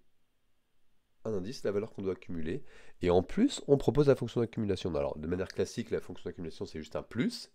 Et genre, après, du coup, on analyse. Alors, à la case 10, maintenant, il y a 2 en plus. Puis à la case 2, et plus tard, dans la séquence, on voit qu'à la case 10, maintenant, il y en a encore 3 en plus. On fait etc. Et là, on peut fournir sa propre fonction d'accumulation. Et la fonction d'accumulation, bah voilà, je prends l'ancien contenu de la boîte. Si c'est un minus, je filtre. Et si c'est un equal, là c'est encore plus sympa parce que même ma fonction d'accumulation là, elle est récursive, mais que dans le cas où il y a equal. Dans le cas où c'est minus, on n'a pas besoin de récursivité. Dans le cas equal, elle est définie, elle se fait un appel récursif sur elle-même. Non, la définition d'appel récursif, hein, c'est toujours sur elle-même. Moi, je trouve ça élégant quand même. Hein. Zip, tu trouves ça élégant? Si tu suis. YouTube, si vous trouvez ça élégant. Les gens de YouTube, mettez des petits plus. Je comprends pourquoi les gens sur les vidéos sur YouTube ils mettez des plus parce qu'après du coup quand on met des vidéos, on voit après il y a un espèce de tableau de bord, on dit ah regardez il y a des gens, il y a 2 personnes qui ont dit j'aime la vidéo, on dit ah bah super, bah tant mieux, tant mieux, ça fait plaisir. Et mettez des commentaires en dessous parce que comme ça après vous saurez, si vous aimez bien Haskell, si vous trouvez que c'est chouette, et ben mettez un commentaire et dites il faudrait faire une vidéo plus sur Haskell mais où on comprend avec les bases d'Haskell pour qu'on comprenne un peu mieux. Et pas de problème, je vous ferai ça. Ah, il est minuit 30 et je suis crevé. J'avais dit que j'étais crevé. Je pensais pas. Ça fait combien? 1 heure sur la partie 2 là? Ça y est, on a passé l'étape des 1 heure. La partie 2 fonctionne presque, c'est-à-dire que on a fait les bons calculs. Et je suis content d'avoir refait un scale, ça me dérouille un petit peu. Il manque la partie calcul des trucs mûches. Euh, et ça dépend du slot, de la focal length et de machin, de trucs mûches, de bidule. Oh, j'ai la flemme. J'ai la flemme, mais bon, c'est presque la fin. Donc on va le faire. Donc là, reste 2, ça c'est le tableau, c'est les boîtes. Boxes 2. Print résultat de la partie 2. Boîte partie 2, c'est boxes 2. Et ensuite,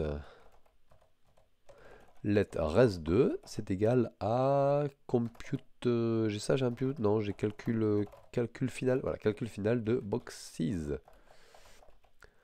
Voilà. Ça marche ça? Let boxes. Ah, boxes 2. Bon, allez. Boum. Marche pas. Qu'est-ce qui marche pas? Calcul final ne marche pas. Il est où calcul final? Calcul final. Ah, il est là. Pour l'instant, on met juste 12. Ok. Juste avant de calculer le truc final, j'ai envie de faire voir sur mon input à moi ce que ça donne. Waouh! Waouh, waouh, waouh, waouh. Array. Ah, il n'y a rien dans la 123. Et c'est un 124. Pouh, il y a ça. Je trouve ça magique quoi, quand ça fonctionne comme ça, sorti de nulle part. Bon, calcul final des boîtes, ça c'est un peu plus pénible. Il faut faire quoi? Il faut faire la somme. La somme de calculer pour chaque boîte la valeur des boîtes. Et je sais même plus faire... Alors, dans les trucs bizarres, quand on arrive à scale, c'est que tout ce qui est le plus simple dans tous les langages, travailler sur des tableaux, on fait tout le temps ça, des boucles, des for sur les tableaux, on fait tout le temps. Et donc c'est le truc le plus simple à faire dans tous les langages. Eh ben pas en Haskell. En Haskell, le plus simple c'est de travailler avec de la récursivité et des listes. Et quand c'est ton tableau, eh ben, tu sais plus faire. Tu dis ah bah oui, et oui, et parcourir un tableau, eh ben c'est pas si simple. Il faut prendre sa bibliothèque de tableaux et aller regarder avec quelle fonction je vais pouvoir faire ça. J'avais pas un onglet avec mes tableaux moi. Ah, je vais dupliquer ça et faire data-array. Hop. Mais pourquoi ça marche pas? C'est bien pareil là. Data-list.html, data-array.html. Je l'ai pas eu ça tout à l'heure? Pas possible. Pas possible. Package. Dans mon historique, j'ai quoi là? Incroyable. Data-array. Je trouve pas ça? Ah, mais c'est peut-être une histoire de version. C'est peut-être pas, je l'ai peut-être, mais pas dans la version 4.truc.machin.bidule. Alors, dans mes tableaux, je suis sûr qu'il y a des fonctions qui me permettent de facilement parcourir et faire un fold sur un tableau, un truc comme ça. Accessing Array. Alors, ce que je peux très bien faire, et je pense que je vais faire ça, en fait, je veux transformer mon tableau en une liste d'associations. Je pense que c'est le plus simple de faire à la fin. Comme ça, j'ai l'indice de la boîte, parce que j'en ai besoin pour mon calcul, et j'ai le contenu de la boîte qui est dans le deuxième élément. Je pense que je vais faire ça. C'était bien / l'incremental array update, c'est pour changer quelque chose, c'est bien / on prend un tableau et une nouvelle liste d'éléments, une nouvelle liste d'indices où il faut changer les valeurs, et ça change les valeurs à cet endroit-là. C'est un peu pénible, quand on a l'habitude de travailler dans les tableaux dans les autres langages, mais en vrai c'est comme ça qu'on fait. Je pense que c'est ça, je vais faire assocs et je vais récupérer la liste d'associations de mon array. Donc calcul final de boxes, c'est faire quoi? C'est faire la somme de map. Je vais faire point, je préfère faire la composition de fonctions, c'est plus sympa. Et on va même enlever boxes en argument, parce que quand on fait du Haskell, on est des boss. Alors, on va faire la composition de fonctions. Donc calcul final, c'est la somme composée à map de compute one box. Compute one box. Point ASOX. Ça c'est beau. Ça c'est beau. Parce que ça fait quoi ici? Cette fonction dit... En gros c'est comme si je faisais de A égale ASOX de A là. Hop. Mais j'ai pas besoin de mettre du coup. C'est la composition de fonction. Donc c'est la fonction qui est composée de 3 fonctions. Donc dans 3 tuyaux. On passe dans le premier tuyau, ça nous convertit notre tableau en une liste d'associations. Ensuite, cette liste d'associations, on la passe dans un map. Donc pour chaque liste d'associations, pour chaque association, c'est-à-dire indice, élément, je fais compute one box. Donc ça me crée une nouvelle liste où on a calculé la valeur de chacune des boîtes. Et ensuite, on fait la somme de ça. Et compute one box, ça va prendre quoi? Compute one box, ça va prendre une association avec un indice, donc c'est la box IDX, et le contenu, et la box tout court, le contenu. Et ça va calculer la valeur grâce à ça. Alors c'est le focusing power de toutes les lentilles en fonction de leur ordre. Est-ce que l'ordre est bon? Premier slot, second slot, RNCM. Et je crois qu'on avait vu que c'était bien RNCM quand on avait vu notre exemple à nous. RNCM, c'est bien ça. Donc ça veut dire qu'il faut que je regarde quand même. Je peux... Ah j'ai envie de faire ça avec un fold parce que c'est la manière d'itérer sur une liste avec une accumulation, puis à chaque élément de la liste, on rajoute sur l'accumulation. Là, on voit bien que sur l'exemple, de toute façon, on va faire premier, 1 et 4, etc. Alors, ce qui est un peu particulier, c'est que là, mon accumulateur, c'est pas juste la valeur. Dans mon accumulateur, il faut que je me souvienne aussi de à quel slot de length je suis. Ça, c'est intéressant. Donc ça veut dire que je vais devoir faire un fold en partant de la gauche. Il faut que je donne ma valeur ou ma fonction d'abord. Je crois que c'est ma fonction d'abord. Ma fonction d'accumulation, AQ. Mon état initial, c'est, on est sur 0 et 0. Donc ça, c'est le slot. Et ça, c'est la valeur de chacune de toutes les lentilles qu'on a vues jusqu'à présent. Et j'ai même pas besoin de mettre, c'est juste ça, fold machin AQ. Where, par contre il faut que je définisse ce que c'est qu'AQ. AQ va prendre en argument le slot en cours, current slot, et la current value. Ok. Et va prendre la lentille qu'on a actuellement. La lentille qu'on a actuellement, il y a un label et une valeur de focus. Le label, on s'en fiche, je crois, pour la deuxième partie. Ça servait juste pour savoir ce qu'on enlevait ou ce qu'on changeait et pour connaître l'indice. Donc là, on se fiche. Donc, ma fonction d'accumulation, c'est le current slot plus 1 pour la suite. Plus 1.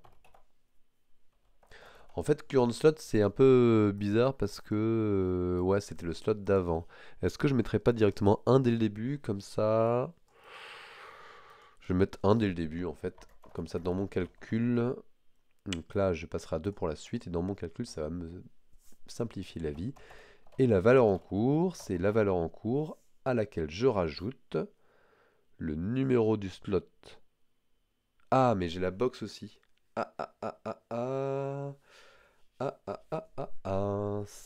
J'ai quand même le numéro de box.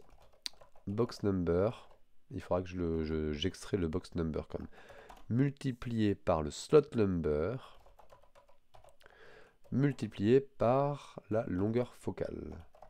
Et donc la boîte, là je ne l'ai pas récupérée parce qu'elle est ici. En fait, j'en ai quand même besoin ici. Compute one box, on a dit que c'était le box number et la liste et le contenu. Boxes égale foldF. Et en fait, on va s'appliquer juste sur le contenu de la box. Pardon, box content. Bon, box tout court. Hop là. 1. Et... Ah, j'étais en train de dire, et je suis sûr que Haskell, on a juste fait ça, et on est tout bon. No instance, il est pas capable de faire la somme de ça? Ah oui, c'est pas la somme de ça, parce que une fois qu'on a mappé, il me reste après mon accumulation, la valeur finale, c'est un couple dans lequel il y a current slot et current valeur. Donc, une fois que j'ai mappé ça, c'est compute one box, c'est pas que compute one box, c'est-à-dire que c'est compute one box, puis je prends que l'élément, que le second élément. Je pense que ça c'est bon. Là c'est bon. Compute one box, ensuite je prends le second élément de compute one box, parce que j'ai plus besoin, c'est que pendant l'accumulation que j'ai besoin d'avoir ce current slot. Et ensuite je fais la somme. Et là, la magie de Haskell fait qu'on s'est un peu creusé la tête sur ce problème, là, mais on a juste 4 lignes qui nous disent comment on fait ce calcul. Parce qu'on a dit à chaque fois ce qu'on voulait faire. Même si c'est peut-être difficile à lire quand on n'a pas l'habitude, mais j'ai dit exactement ce que je veux faire. Est-ce que ça marche là? Ah, mince. J'ai dit, ça marchait. Si, regardez la partie 2, 105. Est-ce que c'est 105? Non, c'est 145. Mince. Oh. Où est-ce que je me suis trompé? On va devoir faire faire du print là. Compute one box. Je vais faire un trace show ID pour voir les différents éléments. Alors là, c'est tout cela, il n'y a rien, effectivement. Et au début, on devrait trouver... Ah, tiens. Dans la boîte 4, j'avais 105. Bah, comment ça se fait? Non, c'est pas la boîte 4, c'est une boîte dans laquelle on a été... Ok. Alors, est-ce que ça c'est bon? Est-ce que ça c'est bon? Est-ce que ça avait vraiment 105 pour la boîte 3? Non. C'est 140. Et la boîte 0, c'est 5. Et la boîte 0, ça m'a calculé 0. Il a bien été jusqu'à l'élément 3, mais il a calculé 0. 0, ça veut dire que, quand on a un 0, ça veut dire que dans ma multiplication, là, il y a un qui s'est mis... Bah oui, je comprends pas. Là, j'ai bien box 0 fois 2. Alors, c'est peut-être... Il y a peut-être un numéro qui va pas, là. 1 plus box number. Haha. Donc c'était triché. C'est vraiment pas sympa. Il nous a dit il y a 256 boîtes, mais en vrai, de 0 à 255, mais en vrai elles sont de 1 à 256. Ah, j'allais gruger en me disant, eh ben très bien mon tableau là, je fais entre 1 et 256, mais je peux pas faire ça parce qu'ensuite mes H ils vont pas m'indiquer les bonnes cases. Donc on va le faire. On va le faire classiquement. Et on va faire même plus proprement que ça, plutôt que de recalculer faire plus 1 à chaque fois, on va dire, ok, tu veux jouer à ça, et ben on te donne box IDX ici, et on va te dire que le box number, c'est box IDX plus 1. Hop là. Et là, on a 145. Ah, oui, on a 145. Ça c'est GG, c'est GG, c'est GG. Ça sent le GG. Make ma partie à moi. On vérifie que c'est bon. Et ensuite, je reviens sur une petite dernière explication sur le Haskell, ce que ça faisait. On croise les doigts, on croise les doigts. Yeah! One gold star, one more gold star. Mon calendrier. Ouah, on a toutes les îles, pas complètes. Merci Zips. Ta, ta, ta, ta, ta. C'est la classe. Alors, avant de venir avant de terminer en beauté en regardant l'île, reprenons un petit peu. Voyons ce qui s'est passé ici. Donc, là, je suis en train de dire comment je fais mon calcul final. Ma fonction de calcul final, en fait, c'est la composition de 3 fonctions. Tout d'abord, je passe par ASOC, qui me convertit en un tableau en une liste d'associations, indice, valeur dans le tableau. Ici, c'est indice, liste des lentilles dans chaque boîte. Sur cette liste d'associations, je fais un map. Donc, je vais prendre chaque couple indice contenu et je vais lui appliquer cette fonction-là qui dit calcule-moi la valeur de la boîte, puis prends le deuxième élément parce qu'en fait, on a une information supplémentaire qu'on a besoin de calculer, donc on a besoin de récupérer, qu'on a besoin de garder pendant le calcul, qui est la position de chaque élément, de chaque lentille. Une fois qu'on a fait tout ça, et ben ça va transformer tout en une seule valeur. Donc là, j'ai une liste de valeurs, je fais la somme. Et Compute One Box, je dis quoi? Je dis, non, j'ai plus besoin de faire un trace show là. Hop. Je dis, en fait, tu fais un fold, qui est un truc classique de liste, on va dire, tu pars d'une certaine valeur d'accumulation qui est au début juste 1 et 0. Et à chaque fois, tu prends l'élément suivant dans la liste et tu appliques la fonction AQ entre la valeur de base puis l'élément. Ça te crée une nouvelle valeur. Et ça te crée une nouvelle valeur, ça te crée une nouvelle valeur. Et à chaque fois, on accumule comme ça. Et cette fonction d'accumulation dit, ok, ben, la valeur de base, c'est celle-là. Enfin, la valeur, au début, la valeur, ça va être la valeur initiale, puis c'est la valeur calculée en cours. Et ça dit à chaque fois, ben, comment on fait pour calculer la valeur d'après. C'est en fait, c'est une fonction, c'est une manière, c'est comme une séquence mathématique. Et comment on fait calcul n plus 1 à partir de n-1. Et bien n-1 c'est quoi? C'est current slot. Non, comment on calcule n à partir de n-1. Un à partir de un-1. Donc on a le slot en cours, sur quel slot on arrive, la valeur en cours, c'est-à-dire tout ce qu'on a calculé jusqu'à présent, on arrive sur une nouvelle lentille qui a une certaine valeur de focus. Et on dit, bah voilà, une fois qu'on a ça, la valeur d'après, c'est juste ce truc-là. On a fait plus 1, ça c'est l'information supplémentaire qu'on garde. Et là, il y a juste le calcul, la formule pour calculer la prochaine valeur. Je trouve ça très élégant, cette manière de penser les problèmes. Et je trouve que ça permet souvent de faire moins de bugs. On peut parfois mettre plus de temps, alors si on se trompe un petit peu dans l'histoire de types, c'est pas toujours évident, parce que quand on a des problèmes un peu complexes, et ben on a des types qui sont forcément un peu complexes, et on va se retrouver à nous dire, ah mais attends, mais là t'as une liste de boules alors que tu m'avais dit que c'était une liste de machin de trucs, ou tout à l'heure j'avais une erreur complexe parce que j'avais pas utilisé la bonne fonction. Du coup, au lieu d'avoir un filter, j'avais un delete, et qui prend pas le même nombre d'arguments et qui prend pas des arguments qui font la même chose. Et du coup, il me disait, attends, je comprends pas, là, soit il te manque des choses, soit c'est pas les bons types, etc. Mais pour moi, souvent, si on fait les choses dans l'ordre, en prenant petit à petit, on arrive à des codes qui sont courts, où on a sué chaque caractère ici, on a sué pour y arriver, mais une fois qu'il est bon, et ben, ça fonctionne souvent assez facilement. Bon, allez. Pour la route, je me regarde cette petite map.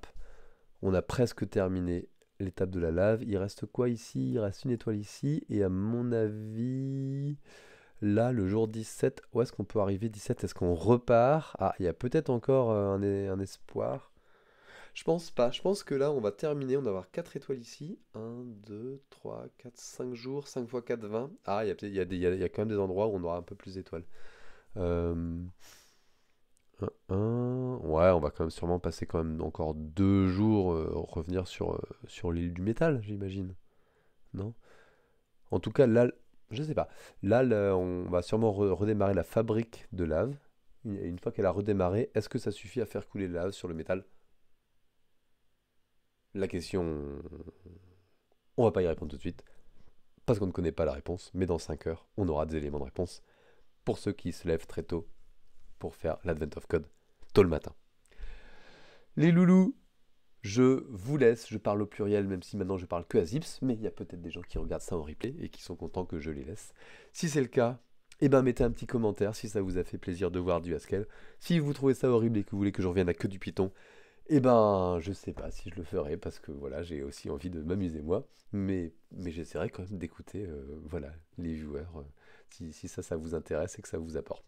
Allez, ciao tout le monde, bon courage à tous ceux qui ont des examens bientôt, et puis on se retrouve demain si je suis pas trop exposé demain. Ciao ciao.